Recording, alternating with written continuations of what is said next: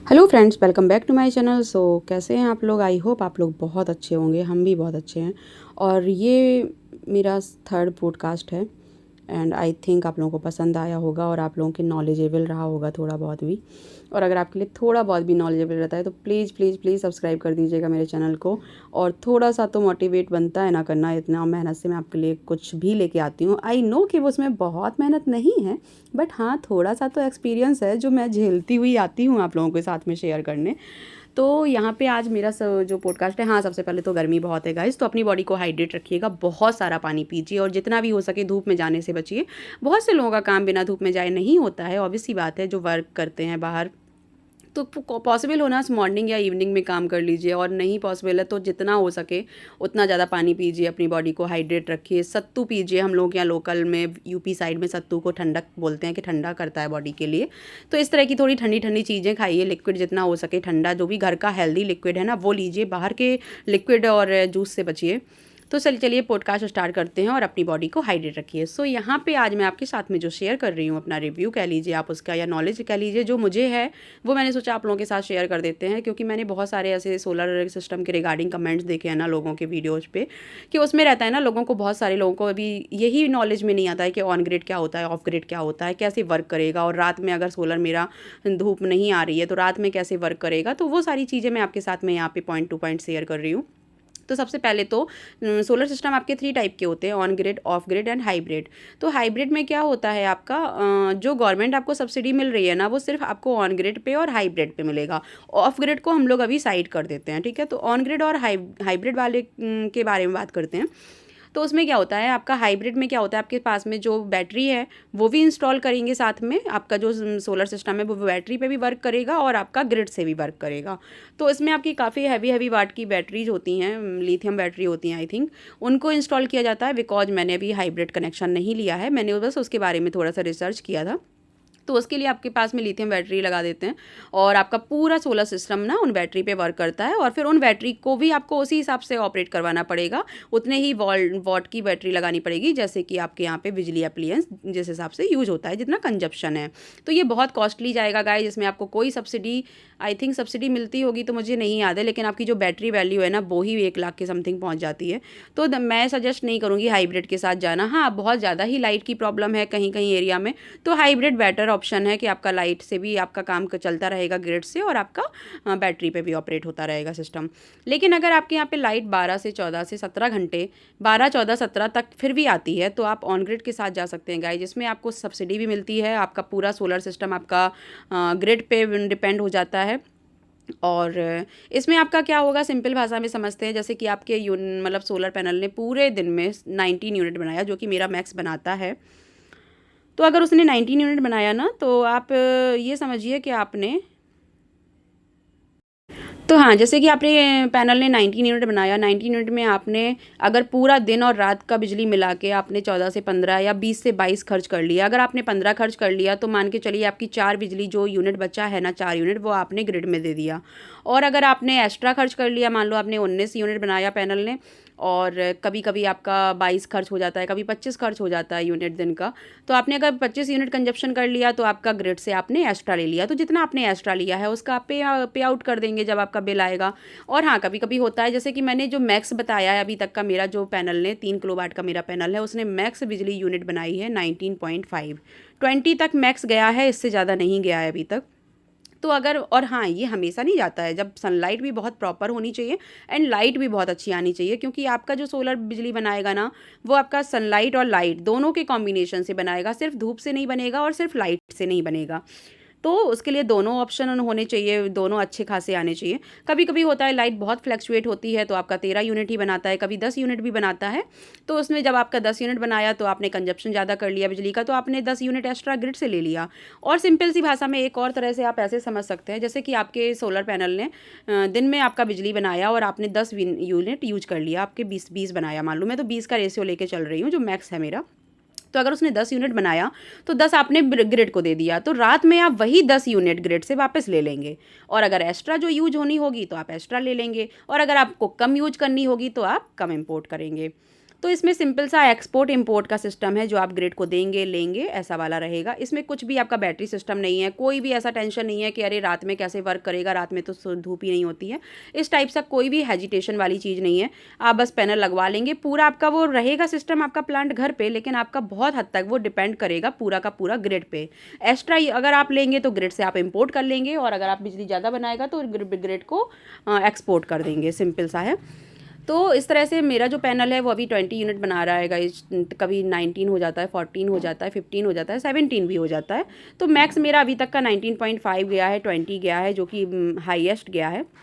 और second thing मैं आप लोगों के साथ शेयर करूंगी, मेरी सब्सिडी भी बहुत जल्दी आ गई थी, मेरा 20 डेज भी पूरा नहीं हुआ था और मेरी सब्सिडी उसमें इनिशिएट हो गई थी अकाउंट में।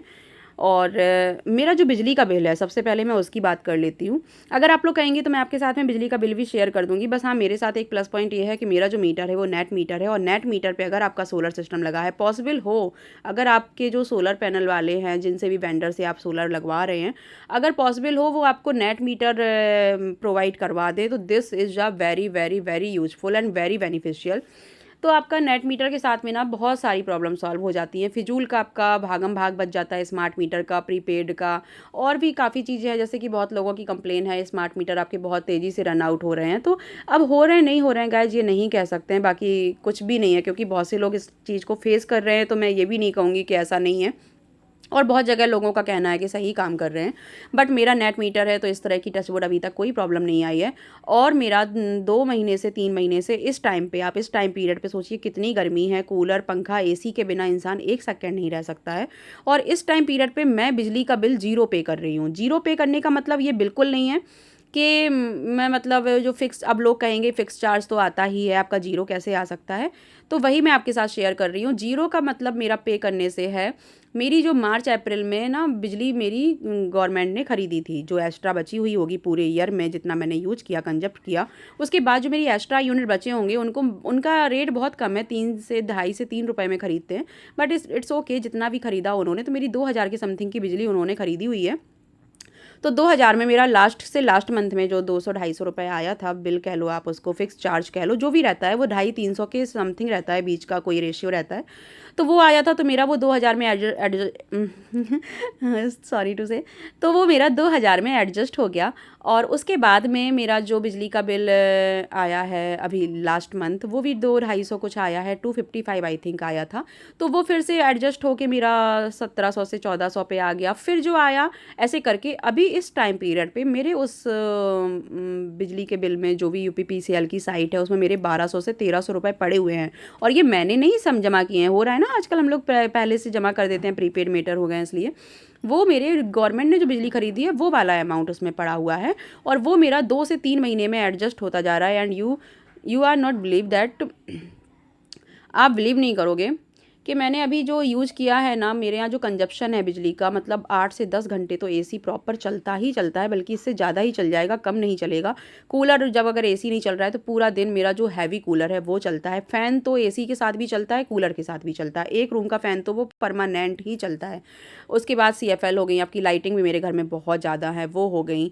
आपका फ्रिज हो गया, माइक्रोवेव हो गया, एयर फ्रायर हो गया, चिमनी हो गई, वाईफाई हो गया, CCTV हो गया, एंड पानी मोटर हो गया, इन्वर्टर बैटरी हो गया। एंड मेरा एक पोर्शन रेंट पे भी है, तो रेंट पे उनका फ्रिज, कूलर, पंखा, टीवी, लाइट्स, इस टाइप से काफ़ी ज़्यादा कंजप्शन है। मतलब जिस हिसाब से अगर मेरा 2-3 महीने में, मैं इस गर्मी के टाइम पे बिल पे नहीं कर रही हूँ ना, ये बहुत बड़ी बात है। सर्दियों में समझ आता है कि आपका कोई बिल नहीं आ रहा है, अरे वाह अच्छी बात है।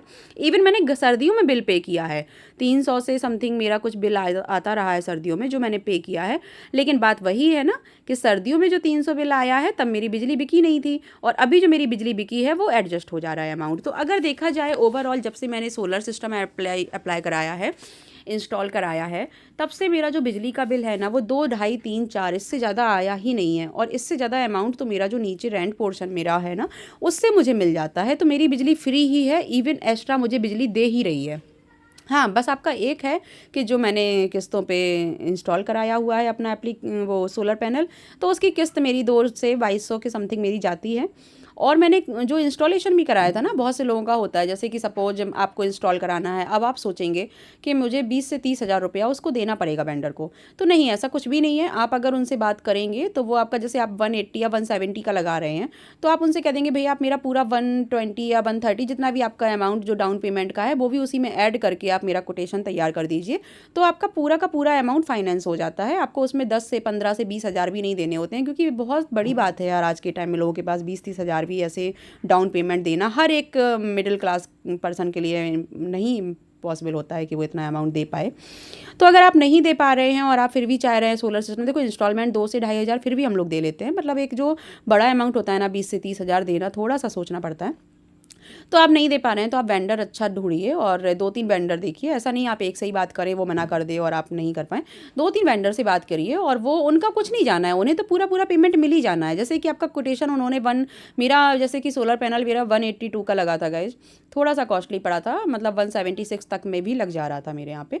लेकिन मैंने थोड़ा वायर की वजह से थोड़ा वायर की क्वालिटी हो गया, फ्रेम की क्वालिटी हो गया, इन चीज़ों पे मैंने फोकस किया था कि भाई हमेशा वाली चीज़ें हैं। और फिर आप बिजली प्लांट एक तरह से घर पे लगा रहे हैं, जो कि अगर एक लाइन भी आपने कम ज़्यादा कर दिया ना थोड़ा बहुत अमाउंट के चक्कर में, तो पूरा का पूरा फिर प्लांट, और रिस्क भी रहता है, काफ़ी हाई रिस्क होते हैं इन चीज़ों में। तो मैंने इन सारी चीज़ों को फेस करते हुए या समझते हुए मैंने थोड़ा सा जो मुझे ज़्यादा बेटर ऑप्शन दे पाए मैं उनके साथ गई थी।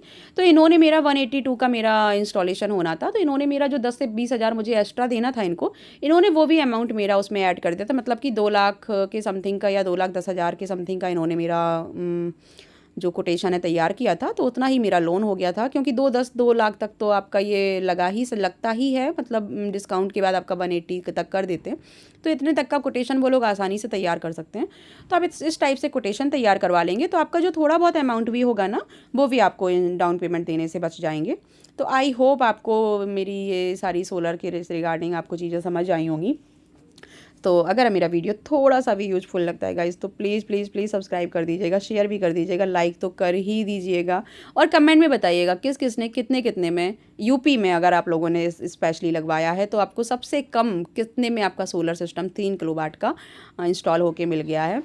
क्योंकि मेरा जो गया है, मेरा 182 का गया है 3 किलोवाट का, और मुझे 176 तक भी मतलब वेंडर रेडी थे लगाने को। तो आप लोग भी कमेंट डाउन करिएगा आपको सबसे सस्ता यूपी हो या एमपी हो, कितने में 3 किलोवाट का कनेक्शन आप लोगों ने अगर ले रखा है तो कितने किलोवाट का ले रखा है, और आपके यहाँ भी क्या वो यूजफुल है लगाना। मिलते हैं नेक्स्ट वीडियो के साथ, तब तक के लिए bye bye, thanks for watching. अपना ध्यान रखिए, मतलब कि अपना ध्यान रखिए। ओके।